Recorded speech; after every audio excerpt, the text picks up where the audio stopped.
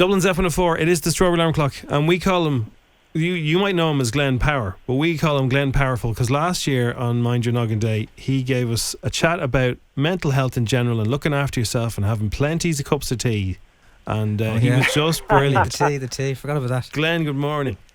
Good morning, boys. How are you keeping? Are you well? Good. Well, first of all, we just like to say it's great to know that you're in an airport and the Script are gigging this weekend. So that's I know. for you guys. It's It's funny. great. The machine is back in operation. I'm back on the treadmill, or the mouse wheel, should I say?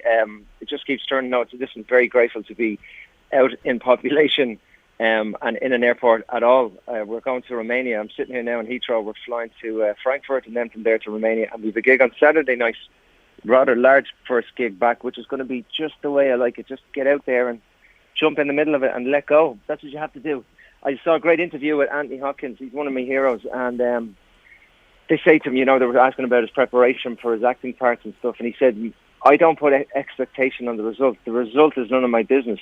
My business is prepare. And then there are times, occasionally when I'm working, when some magic arrives. But if it comes or doesn't come, it's nothing to do with me. And I don't try and force it. And I really love that idea. So it's very much the same way with music. You can prepare all you like, but until you get out in front of actual people and have all them eyes on you, that's a different skill set than sitting in a room rehearsing with your mates. Do you know what I mean? So you just have to let go of expectation, and you have to say, okay, I'm playing a long time. I'm human. You might drop a stick. You might miss a beat. You might miss an ending. But even if you do, you don't. You're there, and you're open, and you're surrendering to the moment, and you're trying to be as best as you can. And I think I got a lot of that from his talk. It was brilliant. It's on YouTube. He was just out having a walk one day, and he ended up in a college, and they asked him, will you do a talk? And he just randomly grabbed the mic and said, yeah, no problem. And all the students started to pitch questions at him, and it was the man is full of wisdom, grace, humility, confidence, but in the right way. Do you know what I mean? Yeah, and it's interesting you say that, because I think that preparation is, if we take that end result of a great day in work being everyone wants to feel happy in life, but if to get to that, if you're not quite there, days like today that we're trying to just raise awareness for are so important. Well, there's one very interesting thing. I'm still reading books since I last spoke to you, but there's a great thing I read that said, just because you're busy running around the place doing loads of things doesn't mean you're getting lots done. Do you know what I mean? Yes. So you can be actually running yourself crazy trying to think that I'm doing all these things and there's nothing actually really happening, Yes. when you could actually probably cut that time in half and spend time with your family or spend time with yourself, someone said something quite profound to me the other night. I've got great friends here in London, and he turned around and said, there's two of the hardest things in life are, number one, spending time with yourself, and number two, spending time with others. And I just thought, oh my God, that's so true. And I was like, oh yeah, I can be by myself, I'll read a book, or he was like, no, by yourself, Glenn, not reading a book. Or not doing music, because when I'm doing music, I'm not really by myself. I'm with the muse. Do you know what I mean? Yes. So I think it's important to try and get to grips with that. And one of the things I did during lockdown, I'm sure loads of people did, it really helped me deal with it, was walk every night, 6 o'clock, like a route. Like an alarm would go off, and I'd be like, oh, jacket on, out the door. Rain, wind, didn't matter what the weather was. I'd go out there and do about 10K every night. And that kind of helped you just decobweb. Yeah. That and the audiobooks. I was listening to Dwayne Dyer, all about Taoism. I found that really interesting, just to go with the flow of things and to just allow stuff, And also then I saw there's another great quote I saw. It said, show me your friends and I'll show you your future, which is so interesting because I really believe that 3 to 5 people that are connected to you the closest have a big influence and impact on your head and your mental way of thinking and what you feel on a day-to-day basis. So you have to ask yourself, who am I connecting to? Also, what am I letting into my head? This is where memes are, I think, can be detrimental. I think WhatsApp should have a feature, and I really mean this, that you can say, no memes, please, and no one can send you anything, because I've opened stuff up on my phone and I didn't know what it was, and it was not good. And I'm just like, you know what? I don't need to look at that. It's like in that Dwayne Dyer book about devils and stuff. He's like, protect what you let into the garden of your mind. You're putting seeds in there, and stuff grows. So I try to watch that now. I try to not look at too much social media stuff, and I try to just step back from all that. I have a lot, and I just think that I don't think our brains were designed to have all of that information. And it's so easy when you lie down at night time. I'll just check my phone. And suddenly now you're in another world. Or another 50 worlds of something that's going on in the world, and you're in your bedroom, and now it's all in your head. And I really believe that's not good for your head at night time, to be looking at stuff like that and scrolling through Instagram and Twitter. And it's tough, you know, and I think you need to learn how to compartmentalize some of that part of your life. You know, you don't drive your car all day, every day. You do. You use it to go to work, and then you come home, but you don't go back and sit in the car with the engine on. Unless it's really nice. But yeah. Glen, it must be great having you in the band, because when you're travelling and you get the stresses of the tour and everything, and then you've got, you know, your words of wisdom always there. Do you look after the lads, do you? Yeah, we all look after each other, to be honest. I mean, I think it's a reciprocal thing. We've all been there for each other throughout the years. I wouldn't even say words of wisdom. I mean, I know nothing, to be honest with you. I read. Anything I know now is from pain and experience. That's all. I was even reluctant to talk because I really don't know anything. I just know stuff I've read from books, and when I have a problem in my life, I know there's always someone that's had it before, because, you know, there's nothing new under the sun, as it says in the Bible. This has all happened before, and it's all going to happen again. So whatever I'm going through has probably happened already, and someone has written a book about it. And 9 times out of 10, I'm right. When I go looking, I go, there we go. Now I can find out what this is and deal with it. I think for your mental health, I think connection is of vital importance. I probably said this last time. Isolation is the killer. It's when you start to insulate yourself and not talk to your friends and not talk to your family and sit in a room on your own, and you narrow down your own world. I think you're left with your own head, and our minds are amazing, and our imagination's even more so. You know, Einstein is the guy that said imagination is more important than knowledge. There's a two-edged sword to that. Your mind will create scenarios and stories and tell you all these lies that aren't true. And if you're in a bad space, you know, what we focus on becomes amplified. I probably said that before as well, but it does.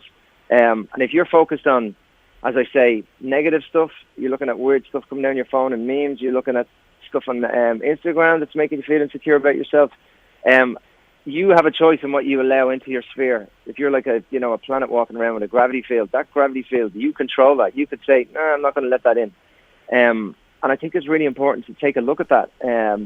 Also, I think as well, what helps propel you forward is a goal. And we all need goals. And the bigger the goal, the bigger the chances that you'll start to make steps towards it. I'm normally, like over lockdown, I was very lucky in that I could, you know, I went online and I did courses in songwriting and production, and it was just huge rewards for me to hear the results of it and see it in front of me. And that's something that I did that kept me going. But I think similarly, everybody should have, you know, we're all born with dreams, and dreams that come upon us as we grow up. And I think if you're courageous and brave enough to step out of your comfort zone, that's where the fruit is. It's outside the comfort zone, and that's uncomfortable. But it takes bravery and courage to walk with fear. That's what I always say. Courage is bravery and fear combined with action, because everyone's going to be afraid doing something new. Everyone, don't care who you are. There's always an element of fear when you're trying to do something new, and if you recognize that and have courage, even if you fall on your face, at least you're falling in a forward direction and not in behind. Do you know what I mean? And it's that reaching out that's the hard part for some people to try and talk to Jigsaw today. And equally, in my experience sometimes in life, if you know someone is struggling and you know that they're not the type of person who likes talking, it's also difficult for you to try and coax them out.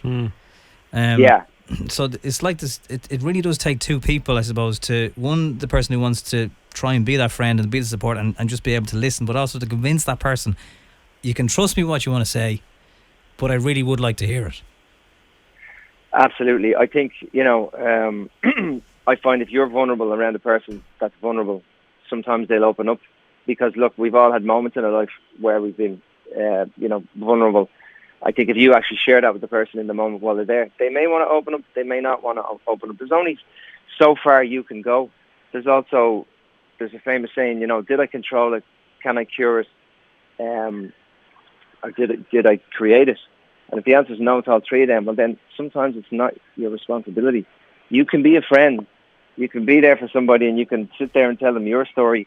I do find identification is a big thing. When you actually open up to a person and go, you know what, over lockdown I felt like this. I had a moment, which I did myself. I had the grief hit me, because I was always on the run. Here I am on the run again down in the airport, but I had grief come at me because I was still, and it was actually really good but really hard.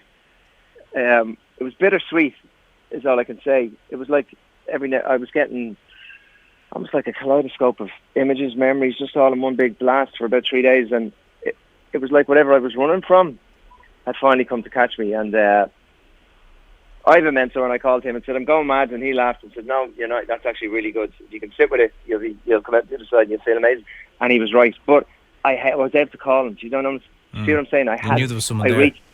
I reached out to someone and said, listen, this is what's going on. Is this okay? And I think everyone should have someone that they can do that with and be vulnerable, because we're all human.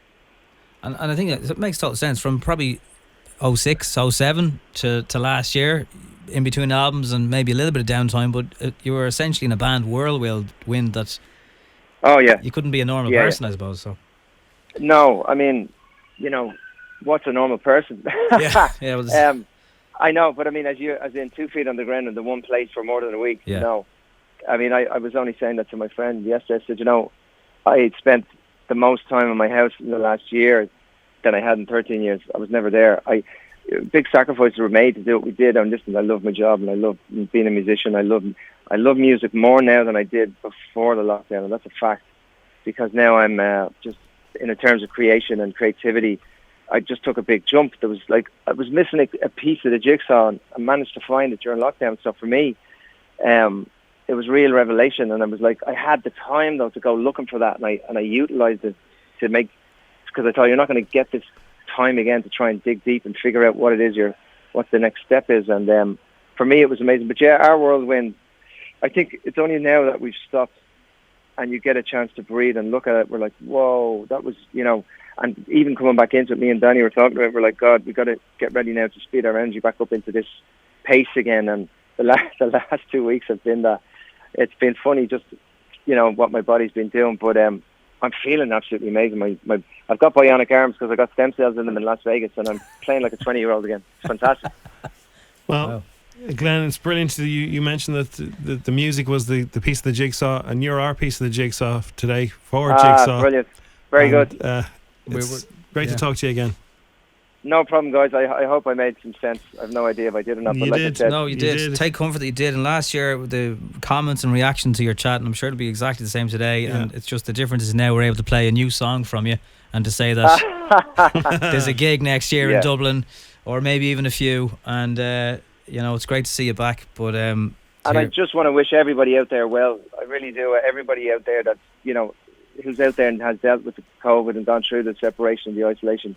I just want to say, I want to send everyone love and really hope that everyone's doing well. And if they're not, really get in touch, pick up a phone to Jigsaw, talk to the people there. They know what they're doing. There's always someone you can listen to, but just have someone. Once you have someone in your corner and you know they're there, that's half the battle. I really do believe that, because as a guy told me years ago, a problem shared is a problem halved. It's true. Amen. Thanks, Glen.